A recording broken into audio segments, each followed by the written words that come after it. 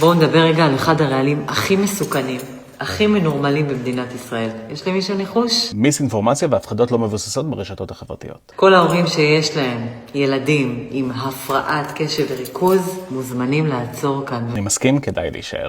כל הסיפור של הפרעת קשב וריכוז זה איזושהי המצאה לנפש ונשמה שחיברו אותה והיא לא נמצאת על מקומה. זה לא. זו שונות נוירולוגית שוכחה כבר באין ספור מחקרים בסריקות מוח. אבל זה כבר לפוסט אחר. אני רוצה לדבר רגע על הריטלין. יאללה, בואו נדבר על ריטלין.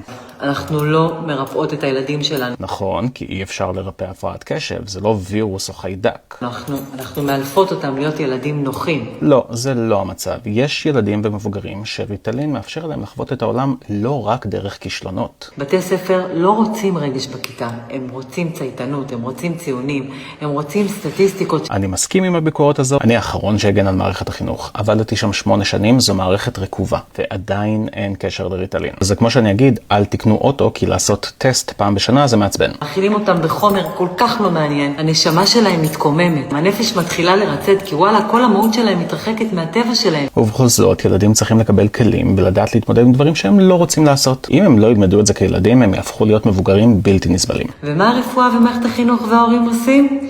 עונים בכימיה. כימיה זה נוראי. הייתם מסכימים להכניס לגוף שלכם משהו שמכיל חומרים כימיים כמו חומצה לינולאית, חומצה פלמיתית, חומצה פלמיתולאית, חומצה סטרית, אספרטט, אלנין, סרין ומתיאונין. אני מקווה שאמרתי את זה נכון, אבל אני לא הייתי מכניס את זה לגוף שלי, כי אלה החומרים הכימיים שיש באבוקדו, ואני חושב שאבוקדו זה דוחה. זה לא מרפא את המוח. כשיש ADHD המוח לא חולה, הוא פשוט מתפקד אחרת. ריטלין זה סם, זה סם ממריץ. להגיד שריטלין זה סם, זה כמו להגיד שפטיש זה נשק. הכל תלוי באופן השימוש. איך קוראים לזה באנגלית?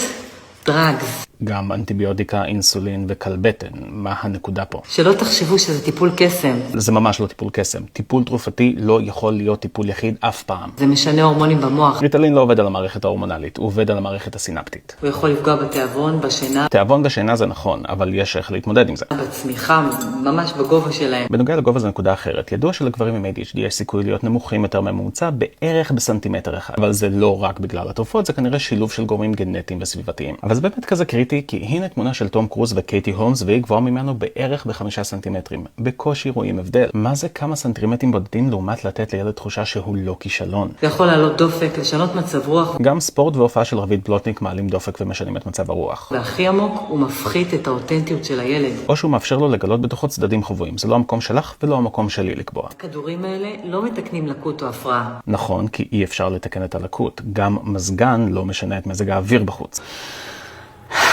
תראו, הסרטון ממשיך באותו קו, אבל בעיניי זו האמירה הכי בעייתית. אל תיתנו לילדים שלכם את הסם הזה, זה נזק לנשמה שלהם. לא משנה אם אתם הורים לילדים עם הפרעת קשב, או מבוגרים עם הפרעת קשב, זה לא המקום שלה, או שלי, או של אף אחד להתערב לכם בבחירות. גופכם ברשותכם. אני לא בעד ולא נגד תרופות להפרעת קשב, כי זה לא שחור ולבן. אבל מה שבטוח זה שאם הורה לילד עם הפרעת קשב יצפה בסרטון, וימנע מהילד לקחת תרופה שיכולה לעזור לו, והילד ייפגע מזה לטווח הארוך, נראה לכם שהיא תיקח אחריות? בבקשה, אל תקבלו החלטות על סמך הפחדות. אני בעד שיח ביקורתי, אבל נגד מיסאינפורמציה.